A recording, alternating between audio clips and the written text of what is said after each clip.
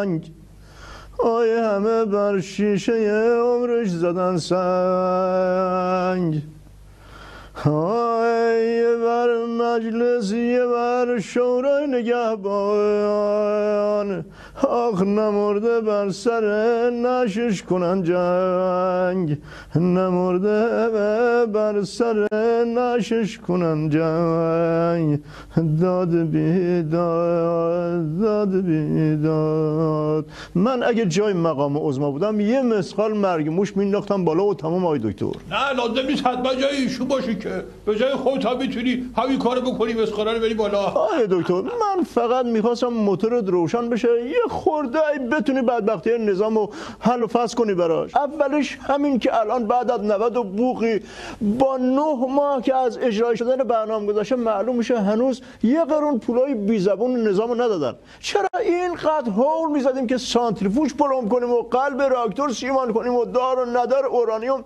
بفرستیم روسیه؟ نمیشد ما هم نگه داریم هر وقت پولو دادن این توسریا رو به مقام عظما بزنیم؟ من یاده مشنگه این ظریف و دار دستش ننداز ناکس که دندون آدم گزگز میکنه. مرحوم بابوی همیشه میفهموندن به زباهاتو عرض میکردم بله میفهموندن اتوبوس خالی داشت میرفت مشنگه وایساده بود دستشو گرفته بود به میله بهش گفتن چرا نمیشینی رو صندلیه خالی گفت خبر نداری نیم ساعت دیگه همینم گیرت نمیاد. ولی آره دکتر چرا باید از حرفای جانکری که جام زهر منطقه رو داد دست مقام عظما اینقدر به هم بریزیم؟ حرفش که جدید نیست همین کارو از اولش با ما کردن حالا این به زبون آورده. چه دل خوشی داری تو چون فک مقام عظما رو خیلی وقت دارن میزنن بگیم اشکالی نداره جدید نیست. کی مرحوم بابوی همیشه میفهمودن به زباهاتو عرض میکردم بله میفهمودن که دکتره به مریضه گفت قبلا پنیسیلین زدی؟ گفت آره زیاد زدم. آمپولو که زد طرف تشنج گرفت رفت تا در مغازه اسرائیل به زور برش کردن. دکتره گفت ناکس من که ازت پرسیدم گفتی قبلا پنیسیلین زدم. مشنگه گفت آره قبلا هم که زدم همینطوری شدن. روشن شد یا همچه بذارم که برید دم در مغازه اسرائیل. خاک بر سر اون ظریف مشنگ که هی از این آمپولا برای مقام عظما تجویز میکنه. این مشنگ به جای مذاکره فقط رفت بالا بالکن وایساد و از اون بالا هی قربون صدقه رفت و دلاراز شد. اینطوری که چیزی درست نمیشه که. مرحوم بابوی همیشه میفهمودن به زباهاتو عرض میکردم بله میفهمودن مشنگه رانندگی درست و درمون بلد نبود به جاش تو امتحان رانندگی میخواست دل افسره رو به دست بیاره. وقتی میخواست دنده عقب بره به جایی که دستشو بندازه پشت صندلی مینداخت پشت گردن افسره. آی دکتر بحث رو عوض میکنیم. روزی شیخی به یک گدا رسید اما گدا به شیخ نرسید بنابراین شیخ مقام اول رو کسب کرد و گدا مدال نقره گرفت. بی‌مزگیش رو به مزه خودتون ببخشین آیه. با مزه منم بی‌مزگیش درسته. بله سوار تاکسی شدم گفتم چه خبر از اوضاع خاورمیانه؟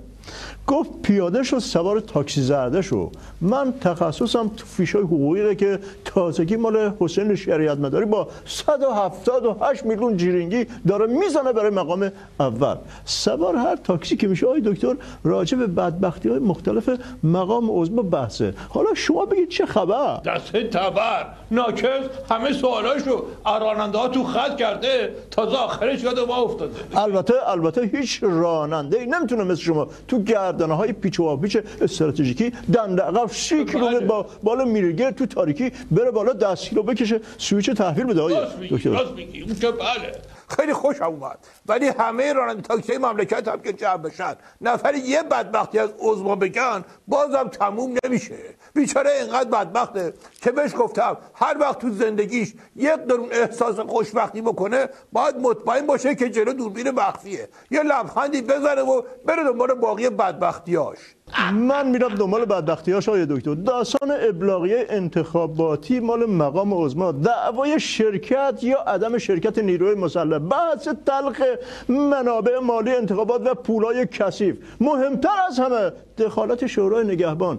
عظما ابلاغیه میده، مجلس با استفساریه میزنه تو پوز مبارکش، بمیرم بره اون پوز ضربه خورده که دیگه شده کیسه باکس همه. آره دیگه عظما از این طرف لاریجانی جیغیله، یعنی همون آمولی لاریجانی قضاییه رو فرستاد تو میدون.